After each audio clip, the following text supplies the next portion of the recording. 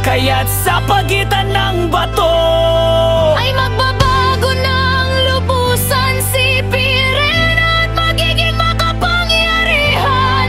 Pero kung tama man ang aking sabantahan, Bakit hindi na lang si Agoren ang gumawa nito sa sarili niya? may kapalit kaya ang ino-offer ni Agorno? Gusto niya lang na mag-ala mina si Pirene laban sa mga hadiya At anak niya.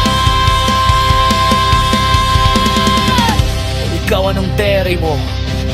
This is getting exciting. Grabe talaga ang sama ng loob ni Gaea noong hindi siya nakilala ng kanyang ada. Makakahanap kaya ng paraan si Gaea ng lunas para matinig at tutulungin siya. Ang bato kapalit ng pag-anib at nagpagkatan ni Pirene sa ibang tula pag-ibalik ang buhay niya.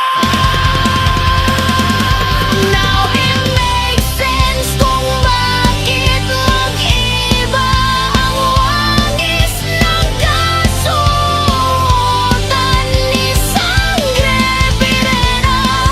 Sa muling pananalasa ng bagyo sa atin, huwag sana natin silang kalimutan sa oras ng paglikas. Kung sakaling hindi nyo nakakayanin na sila, ay isama pagkawalan at tanggalin nyo lamang sila sa kanilang mga dali at kulungan ng sa ganon ay Magkaroon din sila ng pagkanyagataon upang magalanggoy at magdadyan sa'y maganas mamahagi na lugar.